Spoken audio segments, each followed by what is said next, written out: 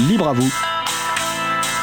L'émission pour comprendre et agir avec l'April, l'association de promotion et de défense du logiciel libre.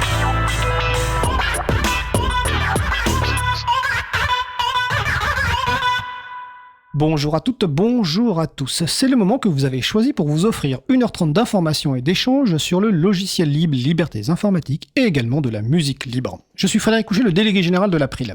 Modèle d'organisation ouvert dans les entreprises du logiciel libre. Ce sera le sujet principal de l'émission du jour, avec également au programme en début d'émission la chronique de G sur IA partout, justice nulle part, et en fin d'émission la chronique de Luc sur Dark Pattern. Le site web de l'émission, c'est libreavou.org. Vous pouvez trouver une page consacrée à l'émission du jour avec tous les liens et références utiles. Nous sommes mardi 28 mai 2024, nous diffusons en direct, mais vous écoutez peut-être une rediffusion ou un podcast. À la réalisation de l'émission, Élise. Bonjour Élise. Bonjour tout le monde, bonne émission. Merci, nous vous souhaitons une excellente écoute. Cause commune, la voix des possibles, 93.1 FM et en DAB+, en Ile-de-France. Partout dans le monde sur causecommune.fm et sur l'appli Cause Commune. Pour participer à notre conversation, 09 72 51 55 46 et aussi sur causecommune.fm, bouton de chat, salon libre à vous. Nous allons commencer par la chronique Les humeurs de G.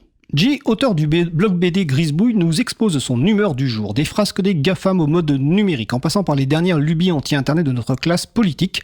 Il partage ce qui l'énerve, l'interroge, le surprend ou l'enthousiasme, toujours avec humour. L'occasion peut être derrière les boutades de faire un peu d'éducation populaire au numérique.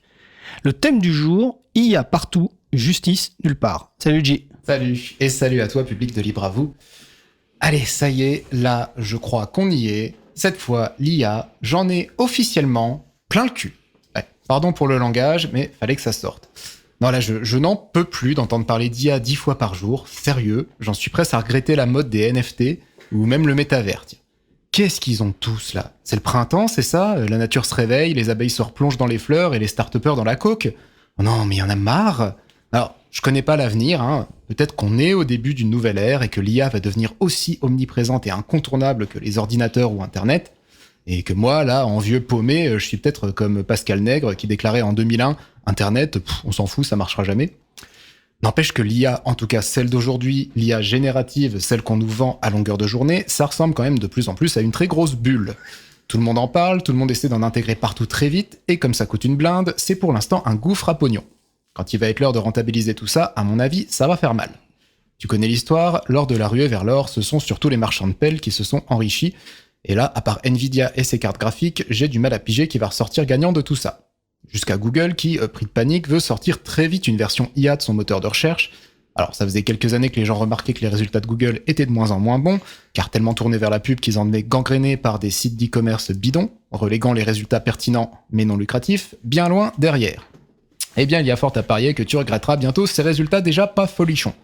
Google utilise désormais par défaut Gemini, son intelligence artificielle qui, au lieu de te retourner juste une liste de sites, répond directement à ta requête via IA, en assimilant et en recrachant de façon plus ou moins exacte, mais plutôt moins, les informations glanées sur Internet, enfin les informations volées sur Internet. Hein. Ah oui, parce que le droit d'auteur, quand c'est pour emmerder ton ado de 14 ans qui a piraté le dernier Taylor Swift, les pouvoirs politiques sont main dans la main avec les multinationales pour te pondre des Adopi et bloquer les domaines comme The Pirate Bay à tour de bras.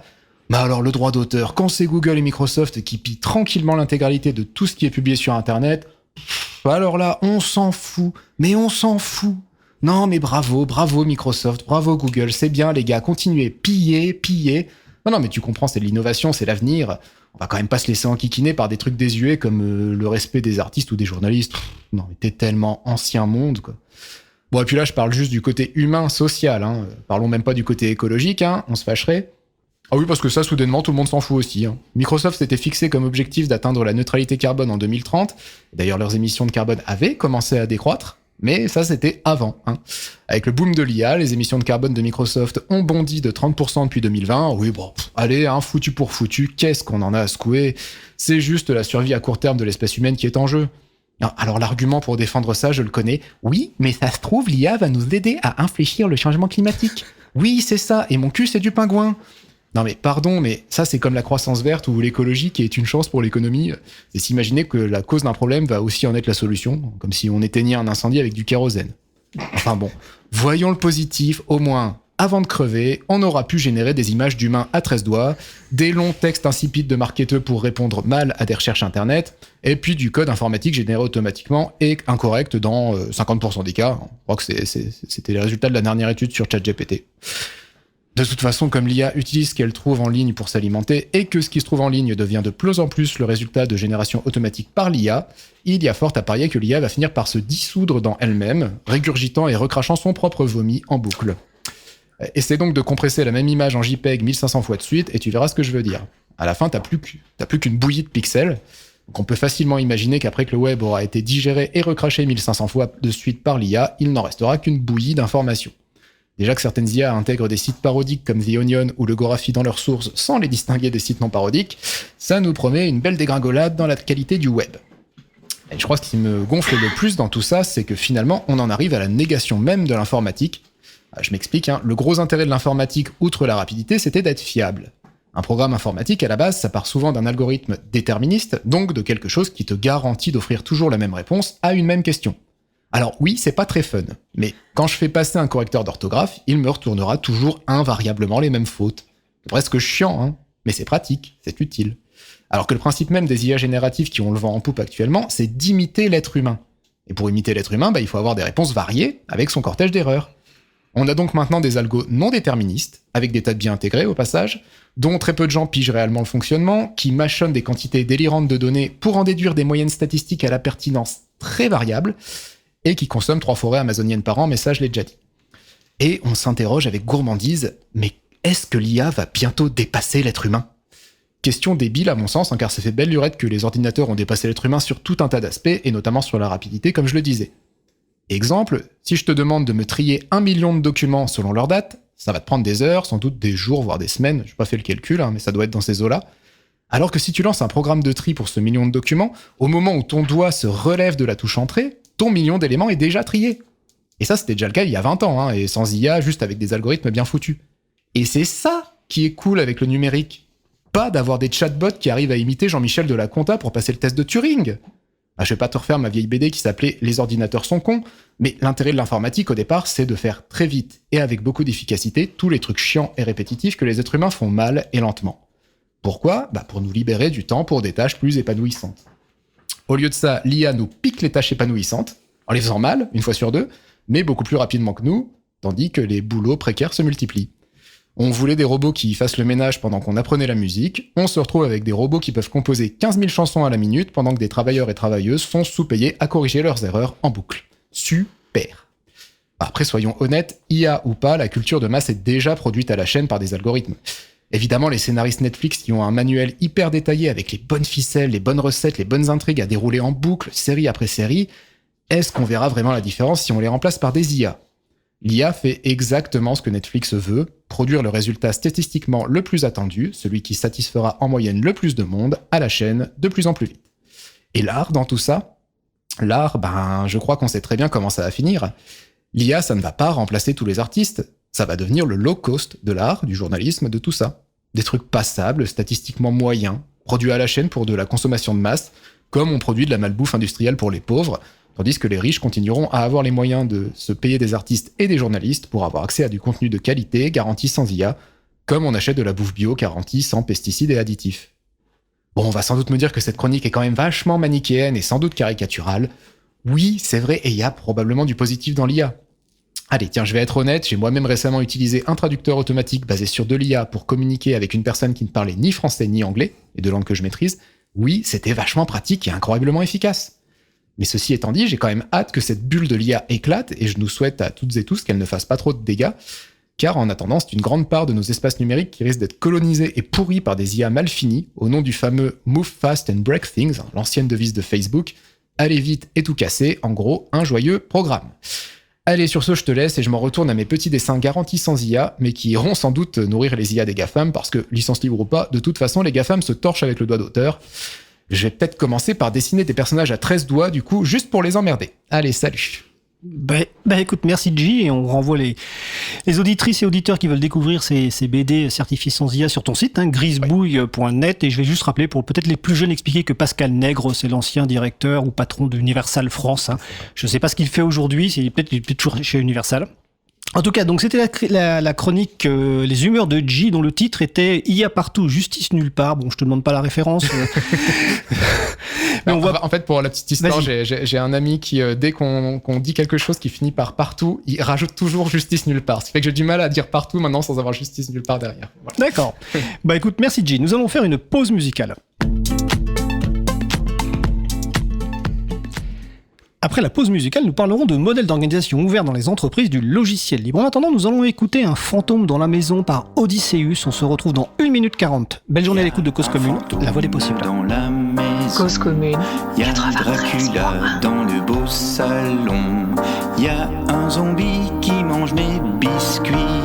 Y a une sorcière qui tricote derrière. Y a un squelette qui met mes baskets. Y a un fantôme dans la maison. Y a Dracula dans le beau salon. Une araignée qui lit mes BD. Y a un gros rat qui rigole de moi. Un loup-garou qui veut des bisous. Y a un fantôme dans la maison. Y a Dracula dans le beau salon. Une chauve-souris cuit des spaghettis. Y a un serpent qui se brosse les dents. Et un chat noir avec une guitare. Y a un fantôme dans la maison. Y a Dracula dans le beau salon. Y a un zombie qui mange mes biscuits. Y a une sorcière qui tricote derrière. Y a un squelette qui met des baskets. Y a un fantôme dans la maison. Y a Dracula dans le beau salon. Y a un zombie qui mange mes biscuits. Y a une sorcière qui tricote derrière. Y a un squelette qui met mes baskets. Nous venons d'écouter Un fantôme dans la maison par Odysseus, disponible sous licence Art Libre. Retrouvez toutes les musiques diffusées au cours des émissions sur causecommune.fm et sur libreavou.org. Libre à vous, libre à vous, libre à vous. L'émission de l'April sur les libertés informatiques. Chaque mardi de 15h30 à 17h sur Radio Cause Commune, puis en podcast. Nous allons passer à notre sujet principal. Eh bien, il est 15h42, j'aime bien cet horaire. On va démarrer notre sujet principal qui va porter sur les modèles d'organisation ouverts dans les entreprises du logiciel libre. Alors, mardi dernier, nous avions diffusé la première partie de ce sujet, qui était une rediffusion de l'émission numéro 178 du 13 janvier 2023. Donc, si vous n'avez pas écouté cette première émission, vous pouvez la réécouter sur le site libreavou.org/178. Alors, nos invités, Valentine Augier-Galland et Nicolas Chauvat, qui vont se présenter dans quelques instants. Donc, n'hésitez pas à participer à notre conversation, soit sur le salon web dédié à l'émission, sur le site causecommune.fm, bouton de chat, salon Libre à vous, ou sur le site de l'émission libreavou.org, ou encore par téléphone au 09 72 51 55 46. Je répète, 09 72 51 55 46. Alors, on va commencer par une petite présentation. Valentine Augier-Galland. Bonjour, je suis à mon compte depuis une bonne douzaine d'années. Aujourd'hui, j'aide les organisations à s'aligner avec leurs valeurs. Et je fais ça à l'intérieur d'une coopérative qui s'appelle Créalid, dans lequel je collabore avec deux personnes qui s'appellent, à trois, on est le studio Agile. Voilà. Ok, ben merci Valentine. Nicolas Chauvat. Eh bien, moi j'ai fait des études d'ingénieur il y a un certain temps, au cours desquelles j'ai pu découvrir le logiciel libre et Internet. Et après avoir fait un peu d'intelligence artificielle, j'ai fait la société Logilab, qui a toujours fait du logiciel libre, qui se spécialise dans les encyclopédies de données, on va dire, où on rassemble toutes les données au même endroit et ensuite on fait des références croisées. Et depuis plus de 20 ans, on essaie d'organiser cette entreprise de la manière la plus horizontale possible. Et donc c'est pour ça que, avec Valentine, on s'est intéressé à comment avaient fait les autres.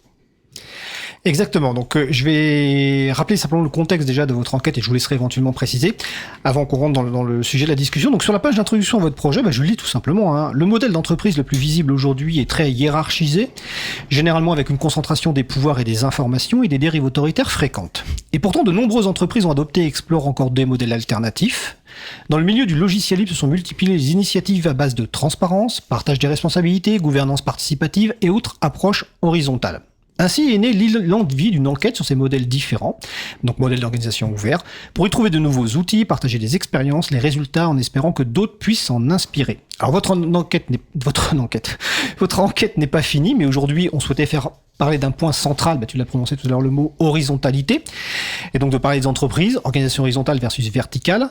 Donc ça c'est l'intro de votre enquête. Vous reviendrez sans doute une troisième fois, une fois que vous aurez terminé votre enquête, parce que c'est à base d'interviews, donc vous n'avez pas encore fini. Hein. Est-ce que, avant qu'on parle vraiment de la partie vraiment centrale de l'échange d'aujourd'hui, qui est l'horizontalité, est-ce que vous voulez compléter cette introduction sur votre enquête, les objectifs, le mode de travail? Valentine? Alors, je dirais, effectivement, c'est un point d'étape. Nous avons interviewé une douzaine d'entreprises, une dizaine, et certaines entreprises plusieurs fois, ou certaines organisations plusieurs fois. Ça a fait une grosse masse de données, et la synthèse est commencée. On sait par avance qu'on va avoir d'autres interviews qui vont venir et d'autres étapes. Donc ce point, c'est un peu pour faire une première synthèse. Oui, tu citais la page de l'émission du projet, Fred. Sur cette page du projet, on affiche on a parlé de ce projet à l'April et à Framasoft qui nous ont dit ça nous intéresse, allez-y, si vous produisez des résultats, on vous aidera à les diffuser. Donc c'est aussi un peu dans ce cadre-là que tu nous as invités à l'émission Libre à vous. Je ne sais pas si on aura fini dans un an parce que on n'avance pas extrêmement rapidement non plus parce que on a une activité professionnelle qui est assez prenante déjà et on rajoute ces heures-là un peu en plus du reste. Et je pense qu'on est venu la première fois il y a un an. Alors c'était tout à fait, parce que je l'ai dit tout à l'heure, c'est non, je me suis trompé d'ailleurs, j'ai marqué janvier 2023, mais pas du tout, c'était en juin 2023.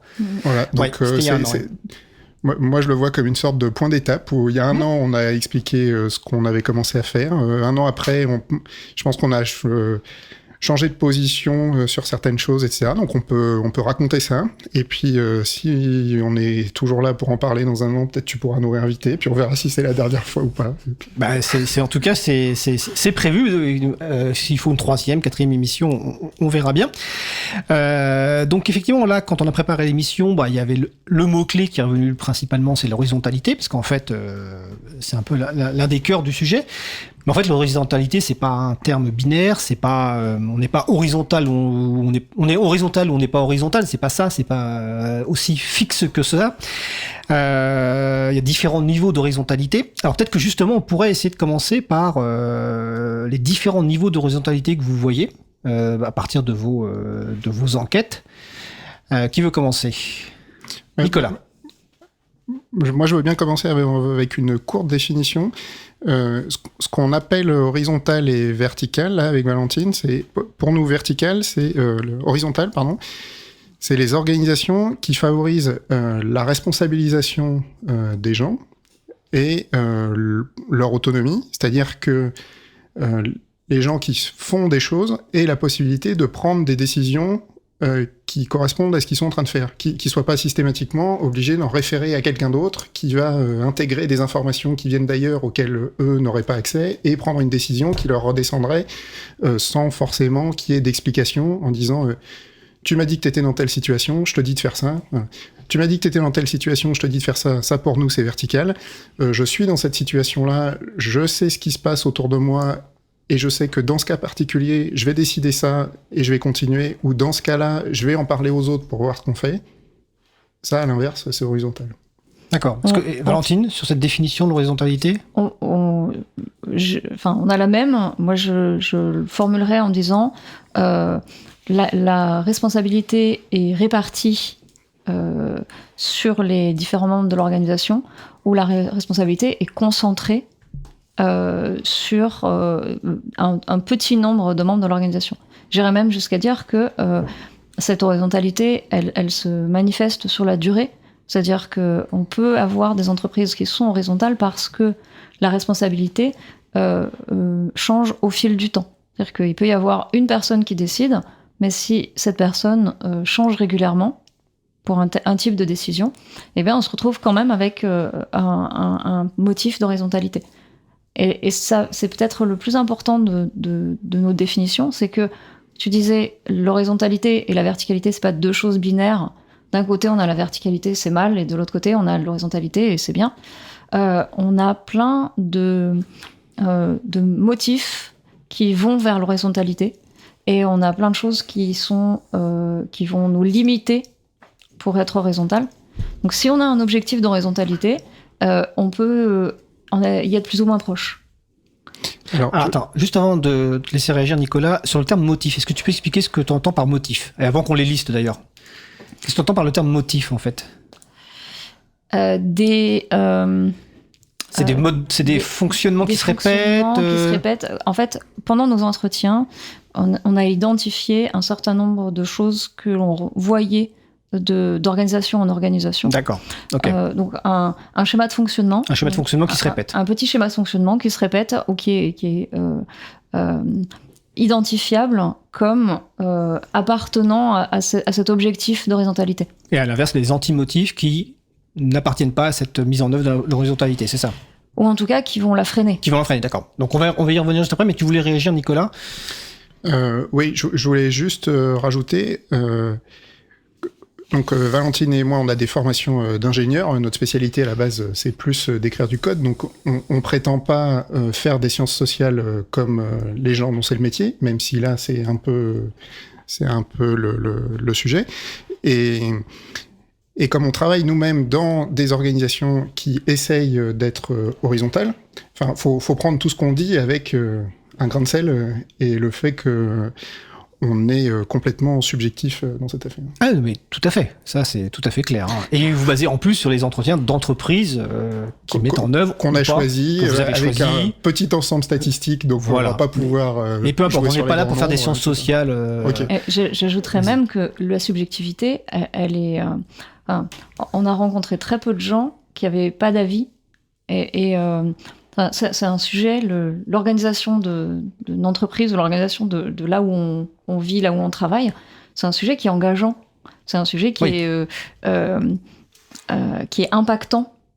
Donc, de toute façon, que ce soit nous ou que ce soit les autres, il y a de la subjectivité. Et il y a des choses qu'on aime, des choses qu'on n'aime pas, des choses sur lesquelles on réagit fortement. Ok, tout à fait, oui. Alors, tout à l'heure, t'as introduit deux termes intéressants qui sont les motifs qui favorisent l'interopérabilité, les antimotifs qui pourraient la freiner. Est-ce qu'on pourrait commencer justement par ça? Quels sont déjà le côté positif, quels sont les motifs qui favorisent l'horizontalité? Valentine? Alors, j'en ai parlé, j'ai parlé d'un, c'est ce que moi j'appelle la fluidité des mandats. Il y a peut-être un meilleur terme qui va apparaître plus tard, mais en gros, un mandat, c'est explicitement le fait d'avoir une sphère de décision ou de responsabilité. Donc, j'emploie le terme mandat parce que le côté explicite est important. Et la fluidité, c'est les mandats peuvent changer de personne.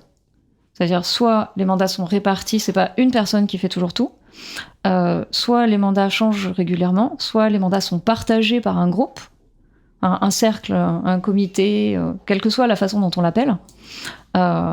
Si le mandat est fluide et dilué, on a un bon motif, on va vers l'horizontalité. Plutôt que motif et antimotif, ça donne une direction du genre horizontal c'est bien et vertical c'est mal. Alors je suis plutôt parti avec cette idée-là, moi, il y a 1 an et demi. Aujourd'hui, je pense que j'ai un peu changé de point de vue là-dessus. Pour préciser, le point de départ, quelque part, venant du livre, on se dit l'horizontalité, c'est bien, quoi qu'il arrive. La verticalité, c'est mal. Parce qu'on n'a pas été on n'a pas baigné dans la verticalité dans le monde, enfin quoique si, en fait dans le monde du libre il y a beaucoup de verticalité, excuse-moi, effectivement. Souvent dans des contextes toxiques, c'est-à-dire on a beaucoup de verticalité toxique, oui. On en a plein d'exemples. Voilà, c'est ça. Et donc on se dit l'horizontalité, déjà c'est une autre voie, c'est une alternative. Et ça va forcément être mieux. Et pas toxique. Oui. Et pas toxique. On y reviendra tout à l'heure. Je te laisse. Voilà. Mais justement, on va y revenir tout à l'heure parce que sur la partie Donc, toxicité. Mais je te laisse poursuivre. Oui. Moi, plutôt que motif et anti-motif, je dirais il y a certains motifs qui vont dans le sens de l'horizontalité et d'autres qui vont dans le sens de la verticalité. Valentine vient de parler des responsabilités. Typiquement, si tu concentres les responsabilités sur un très grand nombre de gens, un très petit nombre de gens, pardon. Si tu concentres les responsabilités, tu vas dans le sens de la verticalité. Si tu fais des responsabilités tournantes, tu les répartis, tu vas dans le sens de l'horizontalité. S'il y a des choses explicites, si c'est implicite, il y a plus de chances que ça devienne vertical que horizontal. C'est-à-dire,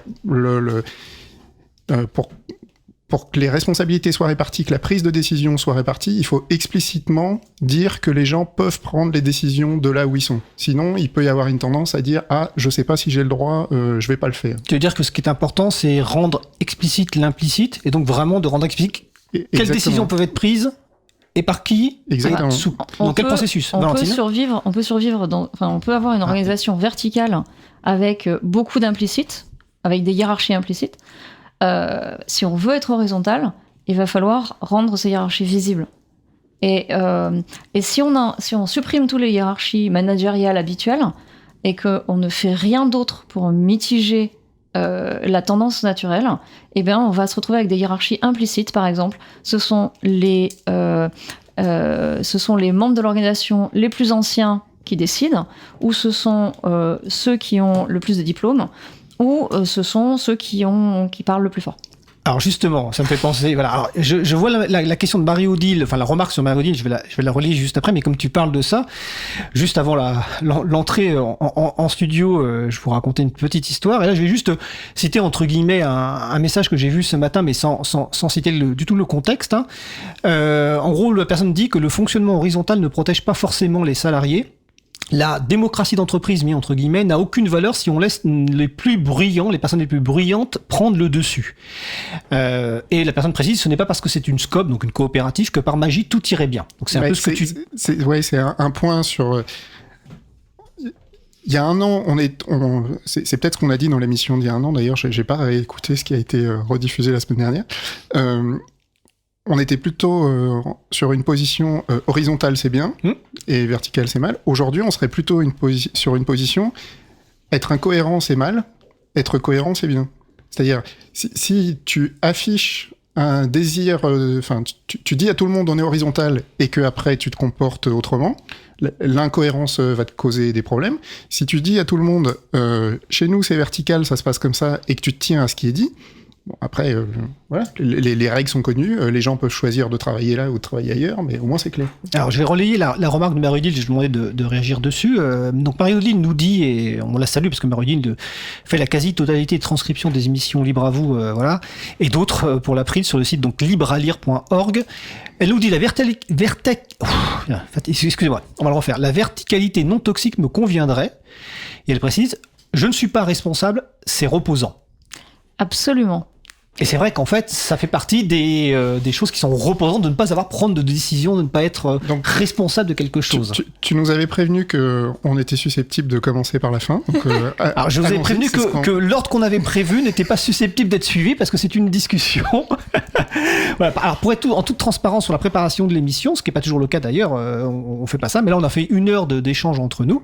Donc on avait prévu un petit déroulé, mais j'avais prévenu qu'en fonction effectivement de notre démarrage d'émission et des questions sur le salon, on pourrait peut-être changer l'ordre. Donc c'est pas très grave. Donc je vous demande cette réaction, de réagir éventuellement sur cette partie. Je ne suis pas responsable, c'est reposant. Et donc je complète la question en disant finalement l'horizontalité, est-ce que ça convient à tout le monde en fait ou pas justement par rapport à ça quoi. Qui veut commencer? Valentine, vas-y. À tout le monde, peut-être pas à tout le monde et peut-être pas avec tout le monde non plus. C'est-à-dire que pour avoir de l'horizontalité, il faut avoir une certaine communication entre les gens qui font de l'horizontalité, pour qu'il y ait des prises de décision collectives ou réparties, il va falloir beaucoup de communication. Il va falloir beaucoup d'efforts en amont pour aligner les gens vers que les gens se choisissent un objectif commun, etc. Il y a des personnes qui n'ont pas envie de faire cet effort pour leur travail. Peut-être qu'ils veulent juste un travail alimentaire et mettre toute leur énergie dans leur implication bénévole à côté d'autre chose. Et c'est OK. De la même façon que c'est OK de pas arriver de pas avoir la même façon de communiquer ou de pas trouver la façon de communiquer d'un groupe confortable. Je pense notamment à une organisation à qui on a parlé, pour qui le conflit était normal, attendu, et même, de toute façon, il y allait avoir des conflits. Leur mode de fonctionnement était plutôt, si on n'est pas d'accord, il y aura un conflit, on réglera le conflit. Et je vois d'autres gens à qui on a parlé, qui sont dans une entreprise qui est aussi vers l'horizontalité, qui fait aussi l'horizontalité, mais ça leur irait pas du tout de fonctionner comme ça avec autant de conflits. Alors, je me permets juste pour poser une question. Est-ce qu'ils t'ont précisé ce que ces personnes entendaient par conflit, en fait? Est-ce que c'est une discussion un petit peu chaude, ou est-ce que c'est vraiment avec des gens qui coupent la parole, etc. Enfin, qu'est-ce qu'ils mettent derrière le mot conflit, en fait? L'exemple qui était donné... Sans forcément dire qui c'est, mais en tout cas... L'exemple qui était donné, c'était simplement le fait de... si tu faisais quelque chose pour l'entreprise, tu prenais une décision, qu'elle soit technique ou non, et que quelqu'un n'était pas d'accord, il pouvait passer derrière et le défaire. Ah ok, d'accord. Point barre. Et que si derrière ça... Moi ça m'irait pas, par exemple. Voilà. Oui, alors je pensais conflit plutôt discussionnel, en fait. Ensuite, entre les deux, entre les deux, si ça causait un conflit personnel, on va dire, une discussion, c'était normal. Et que ça faisait partie de la vie normale de l'organisation. D'accord. Il y a d'autres gens qu'on a rencontrés qui seraient absolument malheureux dans ce genre d'organisation, alors que, fondamentalement, ce sont des organisations avec énormément de motifs horizontaux des deux côtés. Donc ça veut pas dire, c'est pas parce que c'est horizontal que tu vas être bien dedans, et tu peux mieux te sentir dans quelque chose de vertical, comme disait Marie-Odile, reposant, pas de responsabilité. Il y a des gens qui nous ont parlé d'anxiété, de savoir, de tout savoir sur la santé de l'entreprise. Donc, y compris la santé financière. Voilà. En fait, parce que dans certaines structures que vous avez étudiées, les personnes salariées ont accès à tout, y compris aux factures, etc., à la compta, etc. On connaît même une structure qui publie ça sur Internet. D'accord. Ok. C'est-à-dire la totalité de sa compta est accessible. Oui, ok. Je vois à peu près. Enfin, j'ai une idée de qui c'est, mais effectivement, il y en a qui vont ces personnes-là qui vont jusque là, effectivement. Et donc ça génère ce que tu dis, la souffrance de. Il y en a qui nous ont dit il y avait de l'anxiété. L'anxiété, voilà. Oui. De l'anxiété de tout savoir, y compris la santé financière, quand c'était un peu bancal, quand c'était un peu, quand c'était pas très stable, quoi. Au final, moi, je dirais que y a plusieurs aspects. Tu sais, tu disais.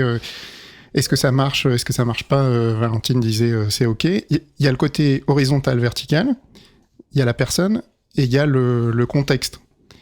Et c'est la combinaison de ces trois-là qui fait que ça va ou ça va pas. Donc tu peux avoir une même personne qui, dans des contextes différents, alors le contexte, ça peut être les autres personnes avec lesquelles on travaille, le but de l'organisation, est-ce que c'est salarié, est-ce que c'est bénévole, ça peut être quand t'as 20 ans, quand t'en as 30, ou quand t'en as 40, ou quand t'en as 50. Donc, la personne, le contexte, dit si ça se passe bien avec une organisation horizontale ou une organisation verticale. Et éventuellement, la même personne, ça va bien lui convenir à 30 ans d'être dans quelque chose d'horizontal, et ça lui conviendra plus à 50, par exemple. D'accord, ok.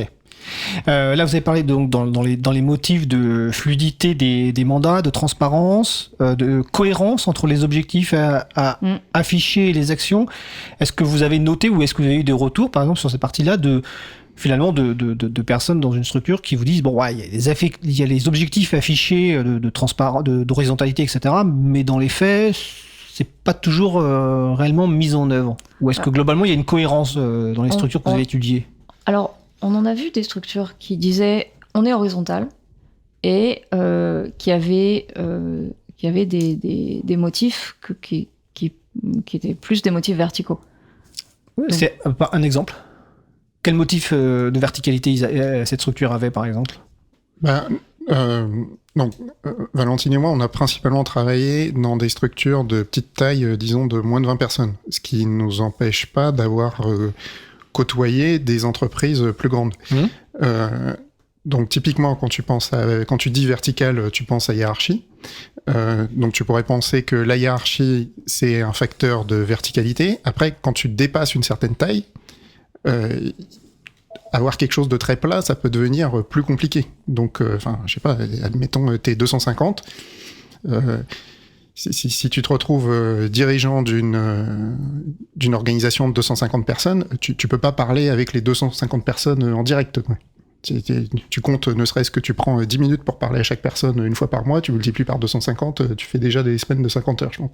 Donc, t'es forcé de mettre des relais d'une manière ou d'une autre. Et du coup, d'introduire une forme de hiérarchie et de verticalité. Alors, comment tu fais quand tu dépasses une certaine taille et que tu veux être horizontal?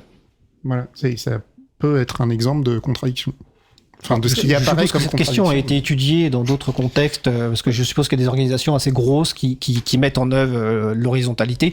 Mais bon, je suis encore moins spécialiste que vous de la question. Donc, c'est aussi pour ça qu'on est revenu de notre jugement de valeur en se disant, si on est une entreprise de 2000 personnes et qu'on veut être horizontal, on va avoir des motifs d'horizontalité. On va choisir des choses qu'on va faire pour améliorer notre horizontalité. Mais on pourra peut-être pas faire pareil qu'une entreprise de 4 ou de 12 personnes. Oui, ça c'est sûr. Oui. Et donc, l'important, c'est d'être transparent sur là où on veut aller et les compromis qu'on fait. De toute façon, les compromis, ils sont là, ils sont nécessaires. Plusieurs organisations nous ont dit, nous, on veut être transparent, on veut être absolument transparent. Par contre, tout ce qui est RH, tout ce qui est ressources humaines, on peut pas. Là, ne serait-ce que d'un point de vue légal... Légalement, on peut pas. Alors, quand tu parles de ressources humaines, légalement, on peut pas. C'est quoi? C'est les fiches de paye, c'est les salaires, c'est les contrats de travail t'as un contrat de travail. Ouais. Donc, il y a quelqu'un qui vient te voir en disant je sais pas, je veux rompre mon contrat de travail. Je suis pas sûr que tu puisses annoncer à tous les membres de l'organisation dans la minute sur la messagerie instantanée un tel m'a demandé de rompre le contrat de travail. Il peut dire attendez, moi j'en ai parlé que aux responsables du contrat. Légalement, il y a des cadres oui. Et certaines choses qui sont s'il y a un problème, on peut penser à d'autres problèmes qui nécessitent l'intervention d'une unité ressources humaines, quelle qu'elle soit. Légalement, certains de ces problèmes doivent rester confidentiels. Donc, confidentiel et transparence totale, c'est pas possible.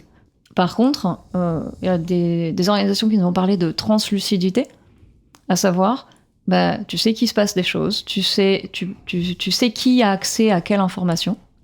Donc, tout n'est pas transparent, mais par contre, il n'y a rien de caché. Ouais, ou en tout cas, c'est explicite. Donc c'est explicite que tu n'as pas le droit d'avoir cette information. D'accord. Si tu penses qu'il y a un problème lié au RH, par exemple, tu sais quelles sont les personnes qui ont accès à l'information, qui participent à la prise de décision. Et donc tu peux aller les voir éventuellement si tu veux t'impliquer ou avoir des informations dans la limite effectivement de la légalité et puis de la confidentialité personnelle, c'est ça. Au moins, quand le fonctionnement est clair, ça supprime les occasions de dire... de créer des théories du complot, quoi. D'accord. Alors avant la pause musicale, dernière question, on va rester sur le contrat de travail, parce que c'était dans la liste des autres thèmes, mais c'est pas grave. Le contrat de travail, la question c'était quelle place pour le contrat de travail, qui est un outil de subordination, dans une structure qui se voudrait horizontale? Est-ce que c'est un outil utile ou un bâton dans les roues? Comment faire? Ou ni l'un ni l'autre. Comment faire sans contrat de travail? C'est la grande question. On avait parlé la dernière fois de notre interrogation, est-ce que le format compte? Est-ce que le format est important dans l'horizontalité? Est-ce que être scope, d'autres formats un peu exotiques, Sachant que je vais juste rappeler que le contrat de travail n'est pas forcément obligatoire. Beaucoup de personnes pensent que c'est obligatoire, mais dans certaines, notamment CDI par exemple, dans le privé, c'est pas obligatoire. Mais je te laisse poursuivre. Ça demande de sortir vraiment du cadre. C'est-à-dire que le contrat de travail, effectivement, dit il y a une relation de subordination qu'il n'est pas là quand on parle d'indépendants qui travaillent ensemble, par exemple. Et on a des organisations qui ont fait ce choix pour éviter d'avoir une subordination de fait et une gérance de fait. Enfin, voilà, quelqu'un qui décide parce que légalement il faut quelqu'un qui décide, qui ont décidé d'être un ensemble d'indépendants qui se regroupent pour atteindre les objectifs de l'organisation. Donc ça demande de se poser des questions, ça demande de repenser le cadre. Et il y a des gens qui vont pas avoir l'habitude, que ça peut perturber. On sort vraiment de la zone de confort. On dit, tu viens bosser ici, mais t'as pas de contrat de travail. Oui, parce qu'en plus, je complète la question avant la pause.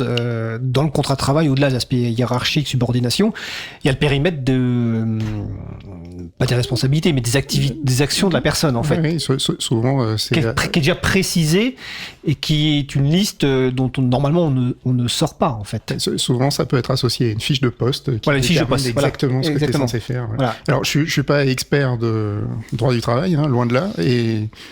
Donc, tu disais, c'est pas obligatoire.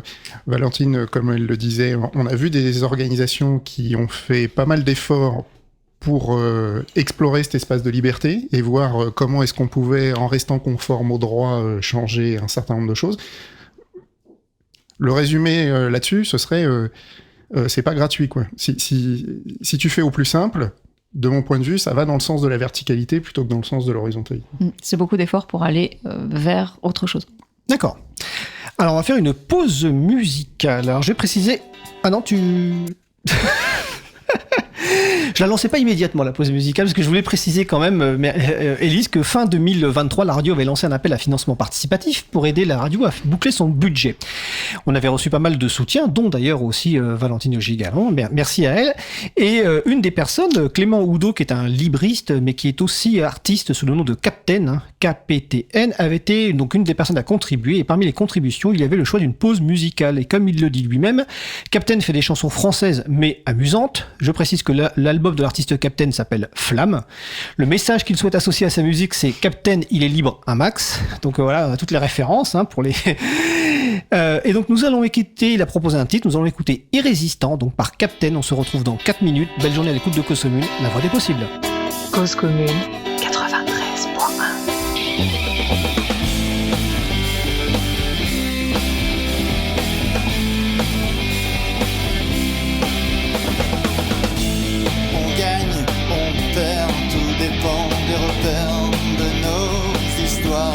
Celle de nos pères, nos apparences et nos silences. Et pourquoi taire tout ce qu'on ne comprend, tous ces mystères, les mots de nos romans, nos belles paroles, nos idées folles. On laisse nos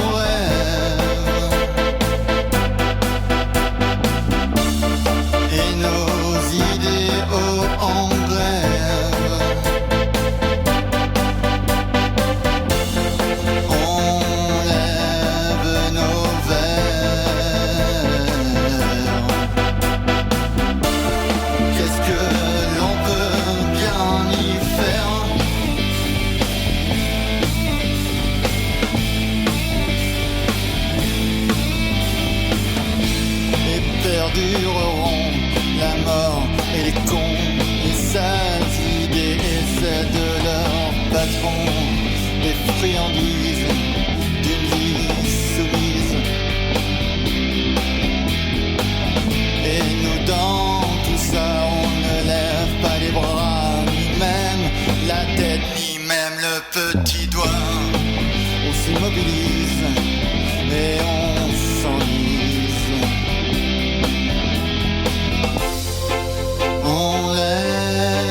Nos rêves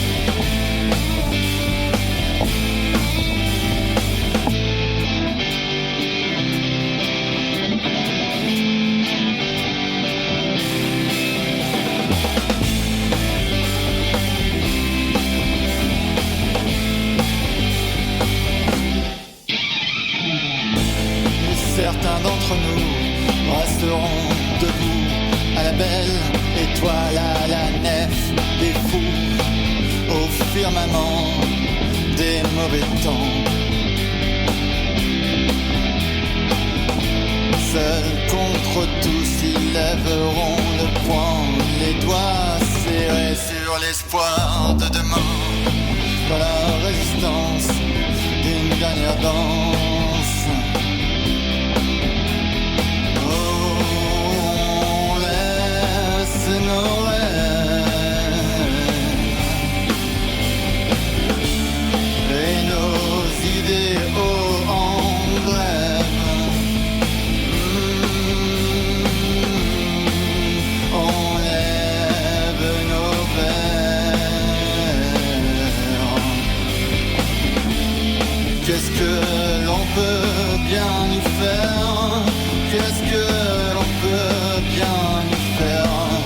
Qu'est-ce que l'on peut bien y faire?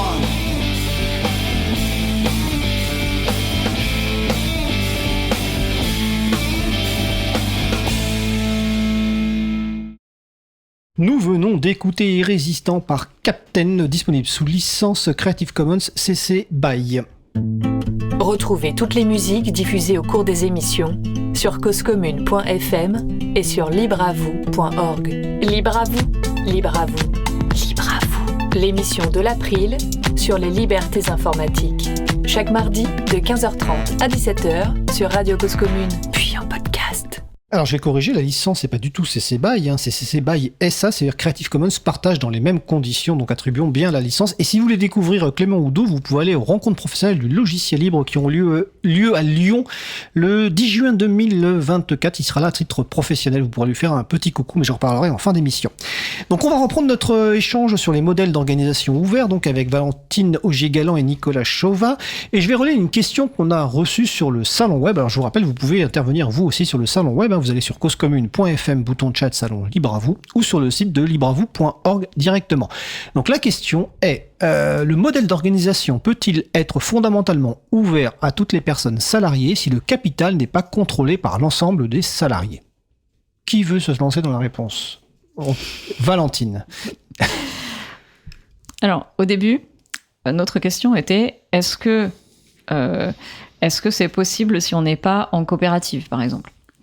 Et la question a évolué, parce que maintenant, je pense que l'un des axes possibles, qui n'est pas nécessaire, mais qui est utile pour aller vers l'horizontalité, c'est celui de l'implication financière.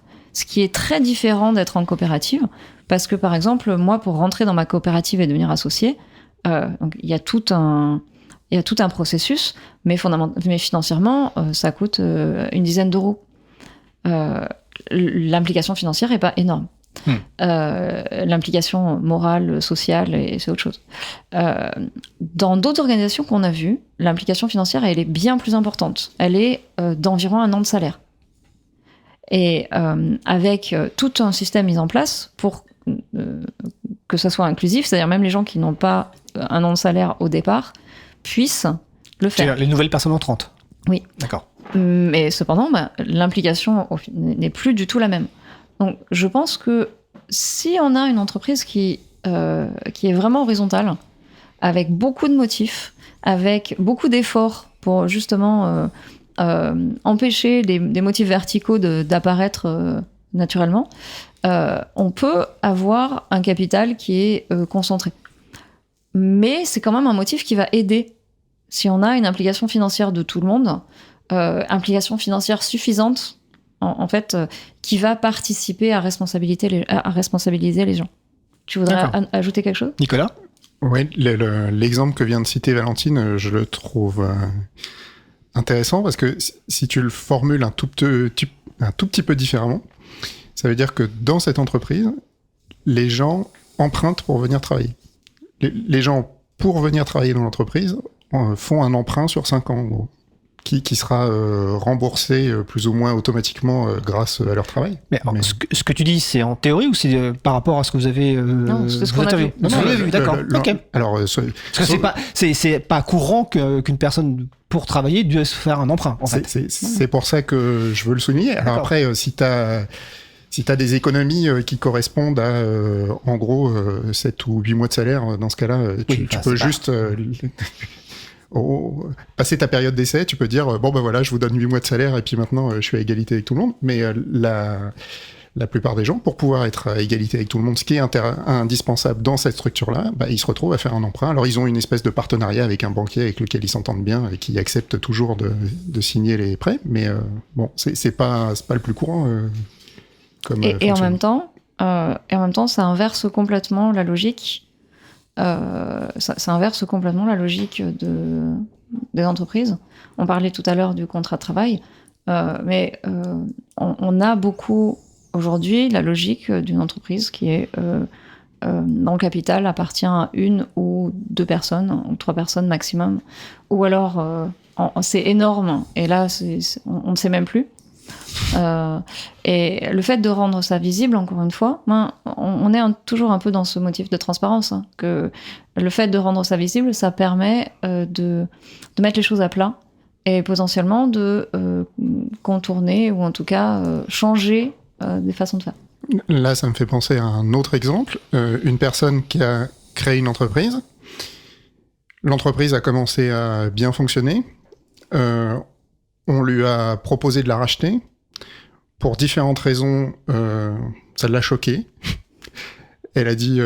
alors, d'abord, elle a dit non à la proposition de rachat. Et puis, en plus, elle a dit je veux pas me retrouver dans une situation où je pourrais pas dire non. Donc, je veux plus que l'entreprise m'appartienne. Il faut qu'on change de statut et qu'elle appartienne à tout le monde. Donc, la personne a mis en œuvre ce changement-là. Et une bonne part de ceux qui étaient salariés dans la structure ont quitté la structure parce que ça leur convenait plus. Alors après, c'est reparti et... alors je sais plus si c'est une bonne part ou pas, mais des personnes ont quitté la structure parce que ça leur convenait pas. Et puis après, c'est reparti et maintenant, ça fonctionne à nouveau. Mais c'est pour revenir là aussi, insister sur à quel point c'est la personne, le contexte et l'organisation qui doivent être cohérentes pour que ça fonctionne et que les gens se sentent bien, quoi.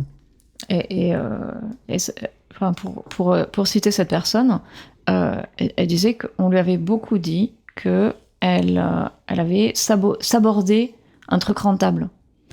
Et c'est très intéressant parce que d'aller vers de l'horizontal, c'était considéré comme quelque chose d'un un peu débile quand même. Et quelque chose de pas vraiment pertinent, pas vraiment la décision d'un businessman, quoi. D'accord. Ouais. Ça me fait penser, est-ce que finalement l'horizontalité c'est un gage de réussite? Parce que finalement j'ai l'impression que par rapport à ce que tu viens de dire, les gens se sont inquiétés en se disant si on change de modèle, ça va pas aller, quoi. C'est quoi la mesure de succès d'une entreprise en vrai? Voilà, c'est pour ça que je pose une question ouverte en ayant conscience que gage de réussite. Alors je mets dans l'ensemble, le bien-être des personnes qui travaillent, la satisfaction des clients, etc. Enfin voilà. Alors justement, on en reparlait avec Valentine ce matin. Tu prends une communauté plus grande comme la France. Est-ce que tu mesures la réussite de la France à son PIB, ou est-ce que tu fais comme le Bhoutan et tu mesures son bonheur individuel brut. Bonheur individuel brut. Mais, et ça, c'est super intéressant parce que pourquoi est-ce que tu as créé l'entreprise? Est-ce que tu as créé l'entreprise pour donner de quoi vivre à ses membres et c'est tout, et ça suffit? Est-ce que tu as créé l'entreprise pour pérenniser quelque chose, pour créer quelque chose qui dure 100, 120 ans? Est-ce que c'est pour être le premier sur le marché? Est-ce que c'est... est-ce que ton objectif, c'est la croissance? Est-ce que ton objectif, c'est la résilience en cas de coup dur, en cas de Covid, que ça survive? Est-ce que c'est le bien-être? Est-ce que c'est le fait que les gens restent? Est-ce que c'est ou non un critère? Parce que si tout le monde part, est-ce que c'est bien ou est-ce que finalement c'est pas bien? D'autant plus que dans l'informatique, souvent un critère de réussite dans certaines entreprises, malheureusement, c'est le turnover. C'est-à-dire que le fait que les gens ils tournent, pour l'entreprise en tout cas, je vais pas citer de nom, mais c'est malheureusement... Je crois que je sais à qui tu parles. C'est un des critères, pas que dans le livre d'ailleurs, voilà, c'est un des critères. Mais est-ce qu'un critère de succès, c'est d'être une entreprise horizontale? Et justement, est-ce que finalement c'est un critère de succès ou pas? Je pense que la différence de fonctionnement, que ça soit horizontal ou vertical, c'est rarement la raison de l'échec. De la même façon que quand on a une relation amoureuse atypique, c'est pas forcément le fait que ce soit atypique qui fait que ça va foirer. Des fois, ça foire parce que ça foire, quoi. Oui, parce que c'est des relations humaines, quoi. Voilà. Et là, des organisations, c'est des humains ensemble. Donc, des fois, ça foire, des fois, ça foire pas. Et l'important, ce qu'on disait tout à l'heure, c'est la cohérence entre l'objectif, entre le besoin de la personne, les aspirations de la personne, les aspirations de l'organisation et les actes. C'est si on dit on fait confiance et on fait confiance totalement aux gens, ben dans ce cas, mettez la carte bleue en libre accès, la carte bleue de l'entreprise. Là, vous mettez en cohérence les actes et les aspirations. D'accord. Le temps passe vite. On a encore des sujets que vous voulez absolument aborder avec raison. Mais avant de changer un tout petit peu de thème, il y avait un point dont on avait discuté, c'est la spécialisation polyvalence. Et je crois que c'est Nicolas qui avait dit, moins on a de gens prêts à faire du développement de la compta, moins c'est facile d'avoir de l'horizontalité. Alors je sais pas si c'est ce que tu as dit, ou en tout cas, ou si ça correspond à ce que tu penses. Mais c'est quoi cette notion de spécialisation versus polyvalence ? Mais on a ouvert la discussion en parlant de mandat et de répartition des responsabilités. Il y a un certain nombre de choses, c'est un peu les thèmes qu'on retrouve aussi sur la page du projet, il y a un certain nombre de choses qui sont nécessaires au fonctionnement d'une organisation. Il y a du recrutement, il y a tout ce qui est la gestion de ses membres, donc les arrivées, les départs, que ça se passe bien quand ils travaillent là. Il y a tout ce qui est financier, c'est-à-dire s'assurer que les ressources financières nécessaires à l'organisation sont là. Alors, dans une association, ça peut être un peu différent dans une entreprise commerciale, mais il y a toujours des dépenses. Les associations, il y a rapidement des permanents quand ça grandit. Bon, une entreprise, tu as des salariés, tu dois trouver des nouveaux clients ou entretenir les relations avec les clients. T'as aussi toujours une partie technique. Alors là, comme on fait de l'informatique, il faut que les ordinateurs fonctionnent, il faut que les logiciels soient développés, il faut que les bugs soient corrigés, etc. Si tu veux être horizontal, et si horizontal, ça veut dire... Si une des manières d'être horizontal, c'est de faire tourner les responsabilités d'une façon ou d'une autre, bah, si tu as des gens qui rentrent dans l'organisation en disant moi je m'occuperai que des serveurs et rien d'autre, bah, c'est pas facile de faire tourner, quoi. C'est peut-être possible, mais c'est plus compliqué. C'est pas facile. C'est plus dur. Ça doit demander beaucoup plus d'efforts et des gens qui sont en capacité, c'est une chose parce que ça s'apprend, on va parler de la formation plus tard peut-être, oui. Mais des gens qui ont l'envie de faire à la fois rebooter le serveur parce qu'il faut bien que quelqu'un reboote le serveur et faire la compta et rappeler la femme de ménage parce qu'elle n'est pas passée, on ne sait pas pourquoi, etc. Toutes ces petites choses qui font que ça tourne.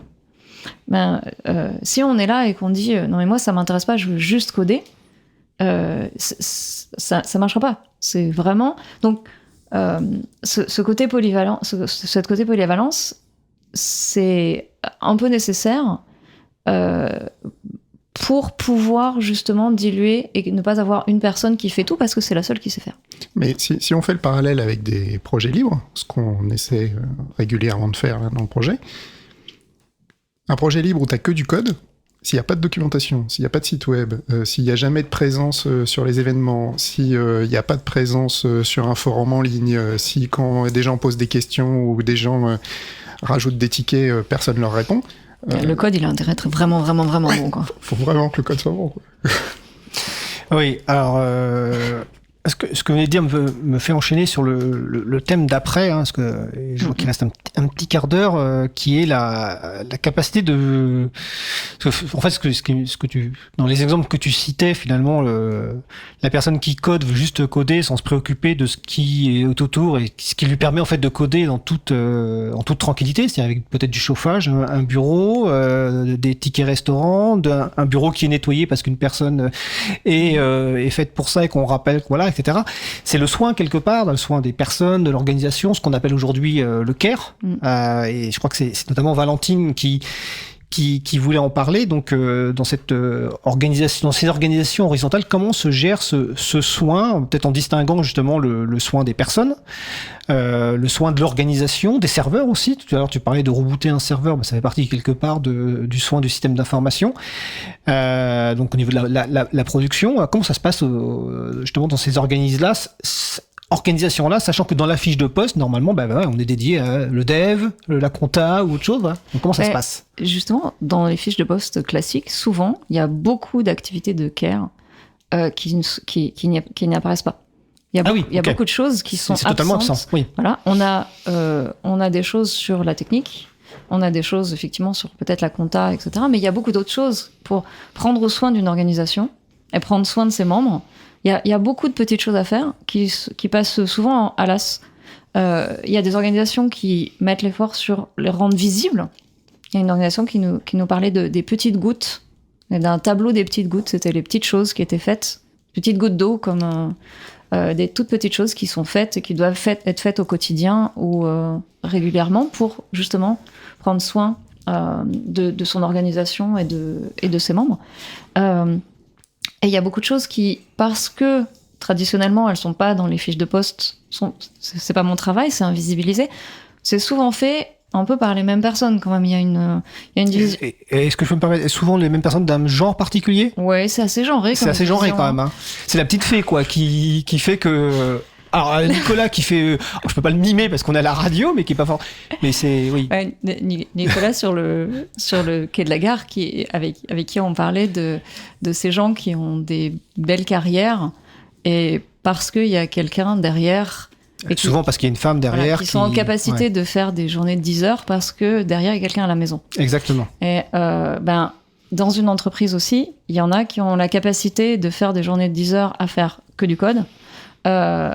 Ou d'ailleurs faire que de la compta, parce qu'il y a quelqu'un où il y a des gens qui font ce travail autour. Et je pense que pour être horizontal, il faut une certaine proportion de gens qui sont motivés, qui sont prêts, qui sont motivés à faire cet effort-là, qui est un vrai effort, c'est une vraie charge mentale aussi, parce qu'il faut y penser, il faut s'apercevoir que c'est à faire. Et ça peut aller de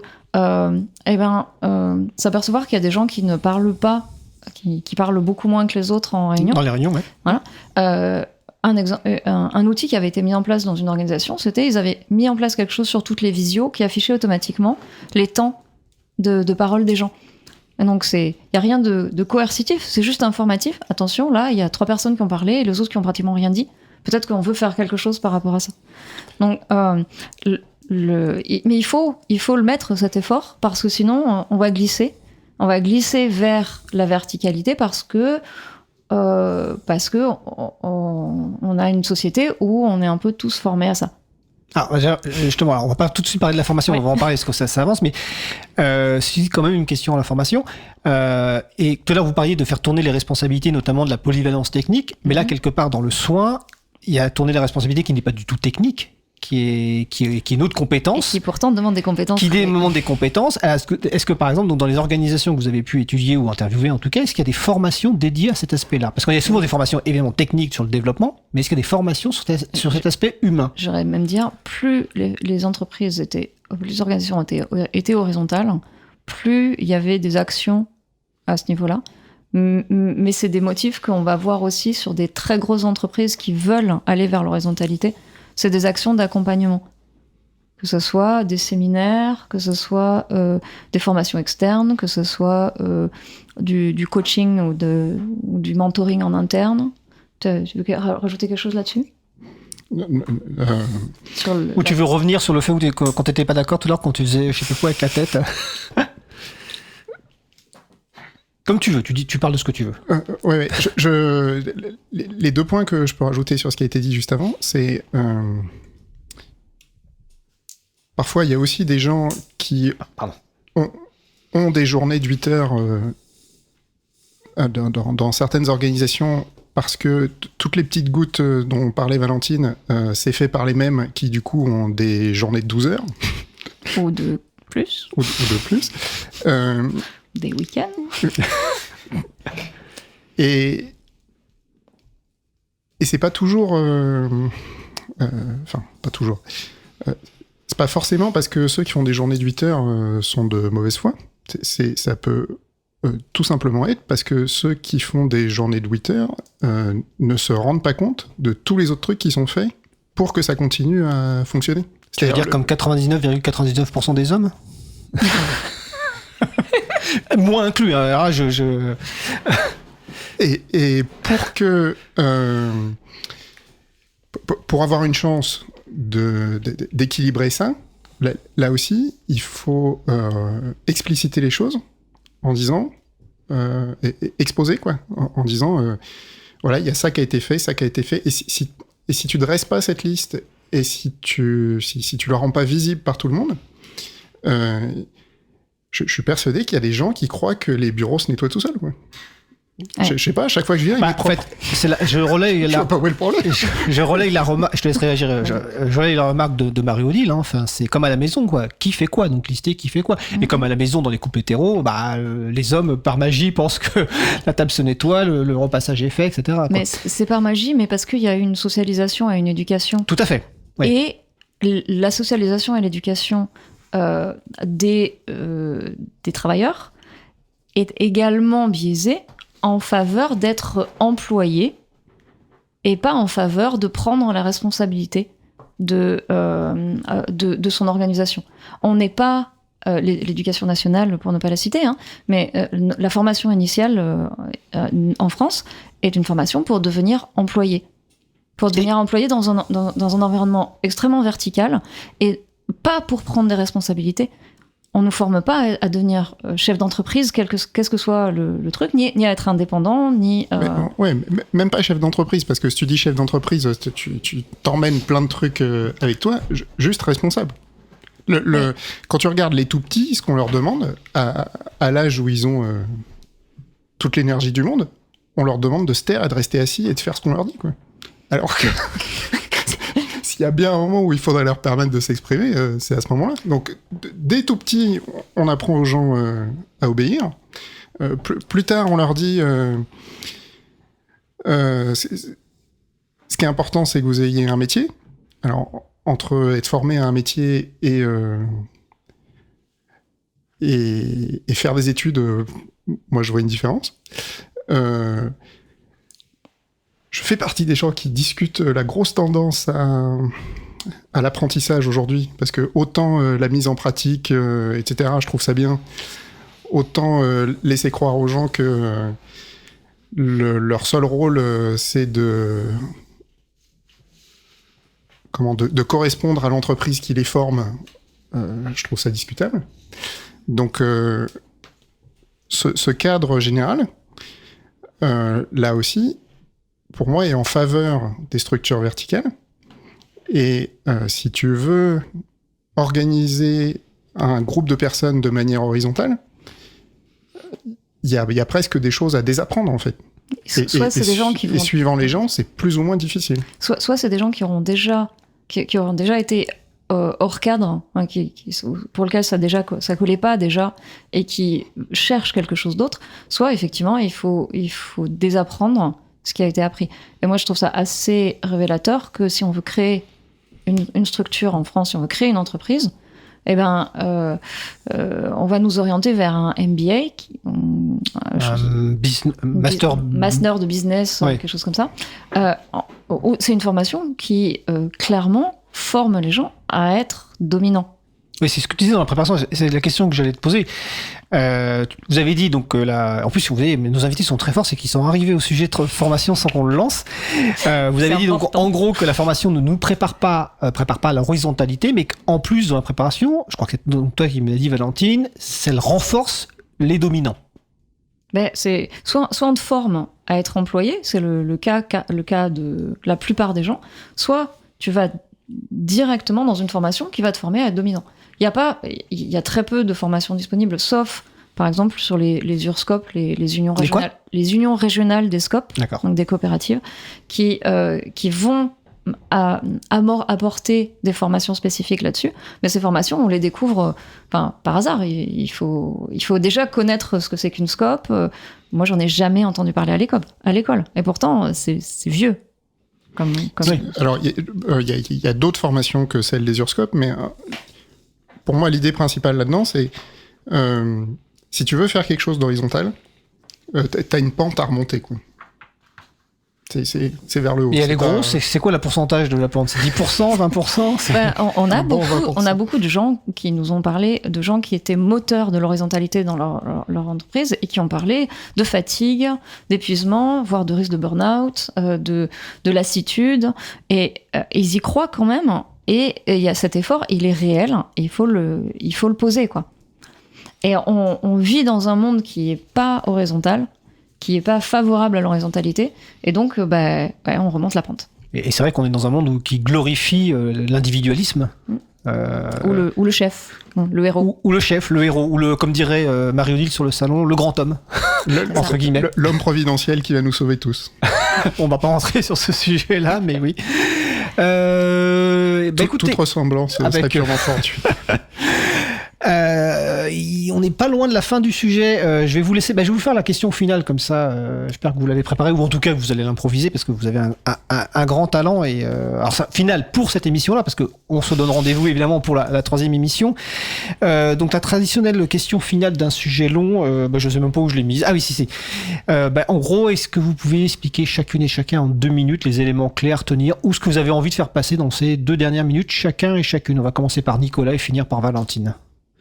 Okay. Ou si vous voulez faire l'inverse, vous faites l'inverse. Moi, j'ai pour l'habitude de finir comme ça, mais vas-y. C'est vous le chef.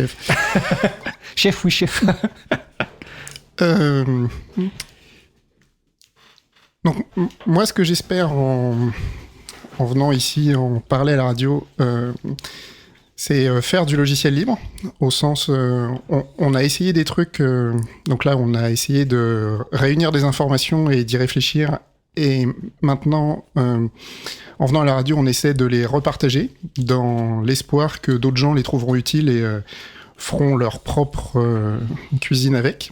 Donc, s'il y a des gens qui font leur cuisine avec et qui trouvent ça utile et qui veulent nous en parler, ça nous fera très plaisir de les entendre. Donc, ils peuvent aller sur la page du projet pour voir ce qu'on a réussi à produire et nous envoyer un mail. Dans le même esprit, la suite du projet, ça pourrait être d'organiser un atelier pour réunir les entreprises avec lesquelles on a parlé et peut-être d'autres personnes intéressées. Donc là aussi, contactez-nous. D'ailleurs, merci. Suite à la précédente émission, on a 2 chercheuses de l'Université Polytechnique des Hauts-de-France. Alors là, par contre, elles, c'est leur métier de travailler sur ces questions-là et d'écrire des articles, des publications, qui sont Véronique Sanguinetti et Isabelle Alphonse, qui nous ont contactés, avec qui on a discuté, et on va probablement poursuivre le projet à 4. Donc voilà, c'est un début de communauté, on dirait. Les logiciels libres ont des communautés, ce projet a une communauté en croissance. Et puis, qu'est-ce qu'on produira ensuite ? Je sais pas. Valentine et moi, on a toujours fait de l'agilité. Dans le domaine de l'agilité, il y a un manifeste agile. Je sais pas si on peut parvenir à écrire un manifeste de l'entreprise horizontale. Pas seul, mais dans le cadre de l'atelier dont tu parlais tout à l'heure. C'est ça. Pour rassembler des gens. La communauté, on parle. Écoute, merci Nicolas, je suis ravi de savoir que les interventions dans Libre à vous permettent de recruter des personnes sur les projets. Voilà, c'est très bien. Valentine, ta conclusion, ou en tout cas tes 2 dernières minutes ? Alors, ce que j'aimerais que les gens retiennent, c'est...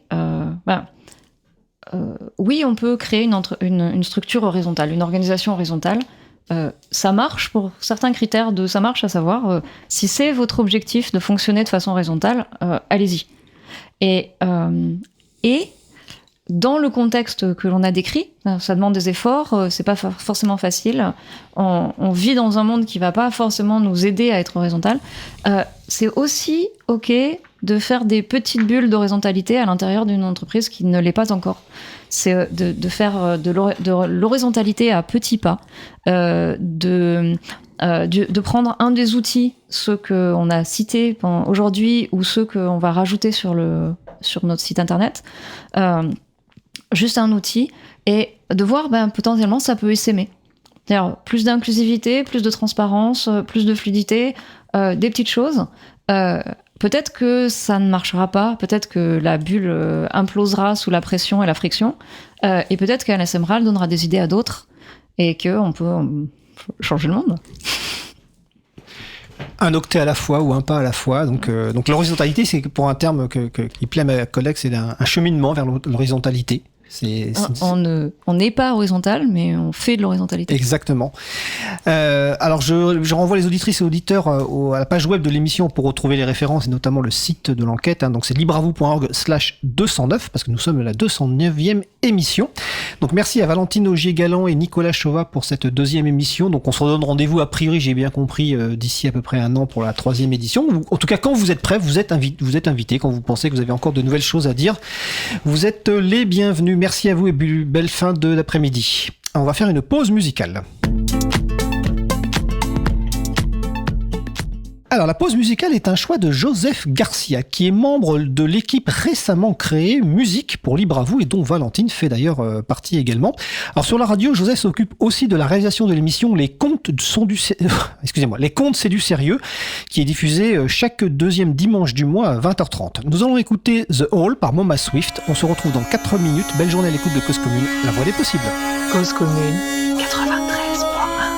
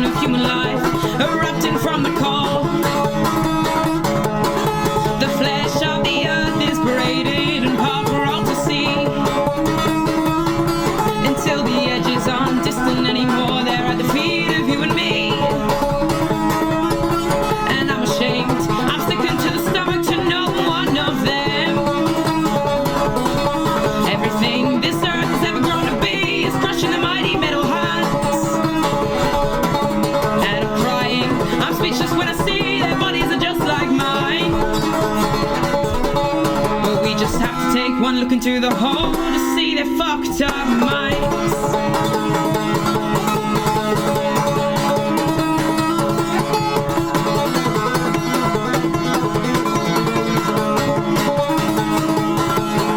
No home is safe from these shores, no nest, no burrow, no house. Only money feeds and fuels the flames that can't be put out. And when the trees hit the floor, they can't be heard for the sounds of worldwide domination. Soon they'll be coming to your town. And I'm ashamed, I'm sick to the stomach to know one of them. Everything this earth's ever grown to be is crushing the mighty metal hands. And I'm crying, I'm speechless when I see their bodies are just like mine. Take one look into the hole to see their fucked up minds.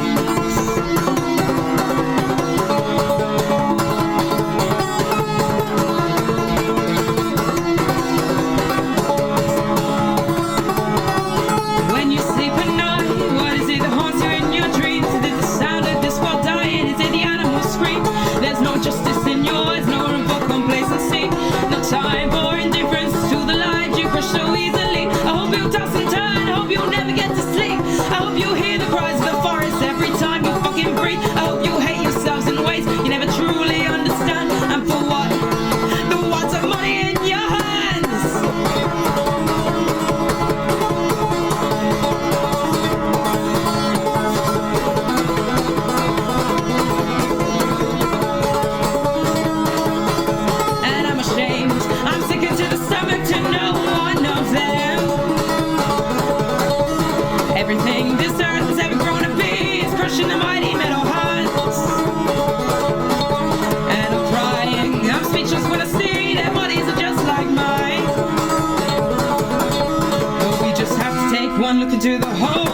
their fucked up minds.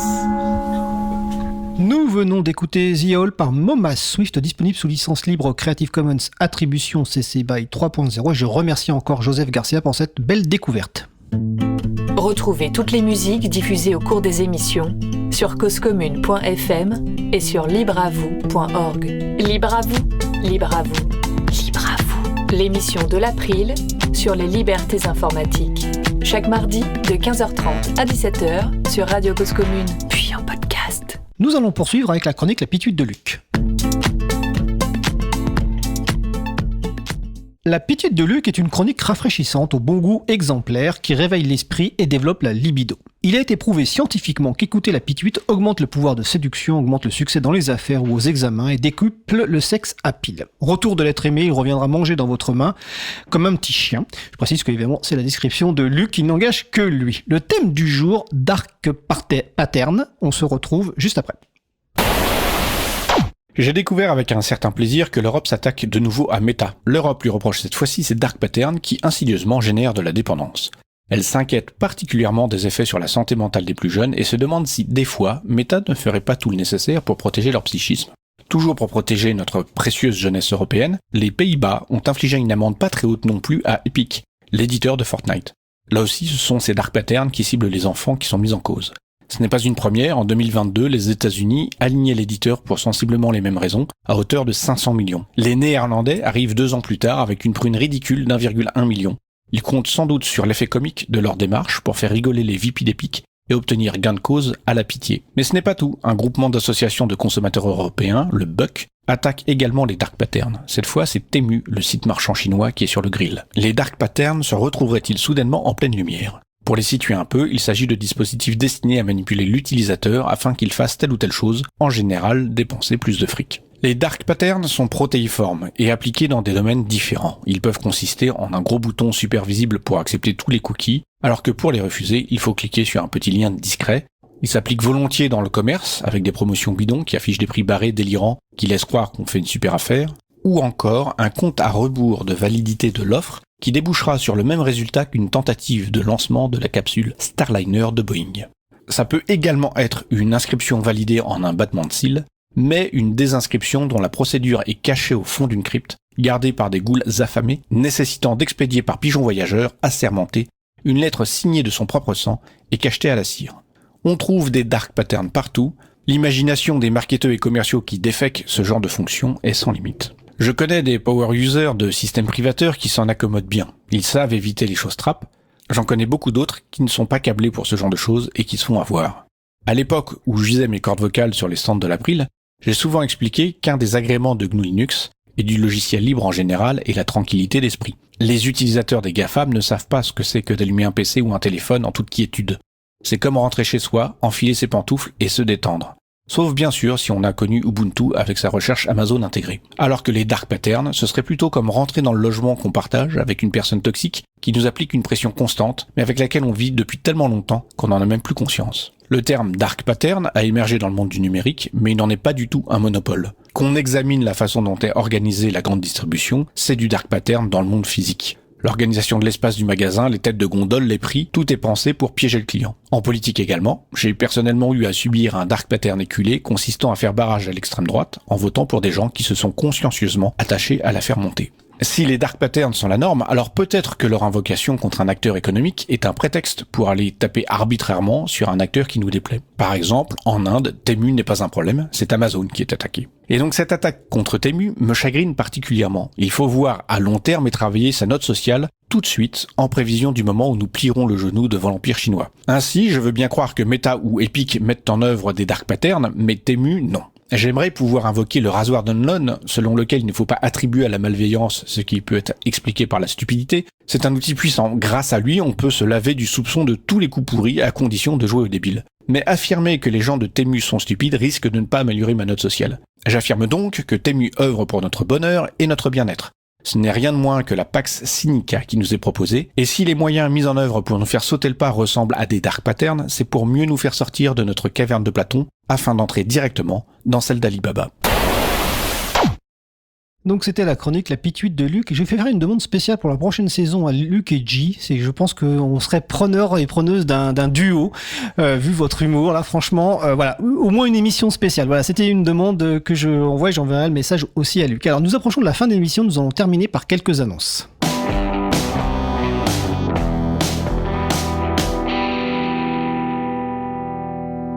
Alors, Cause Commune vous propose un rendez-vous convivial chaque premier vendredi du mois à partir de 19h dans les locaux à Paris au 22 rue Bernard Dimet dans le 18e arrondissement. Une réunion d'équipe ouverte au public avec un apéro participatif à la clé, l'occasion de découvrir le studio, de rencontrer les personnes qui animent les émissions. La prochaine soirée rencontre aura lieu le vendredi 7 juin 2024 et je serai présent à cette soirée.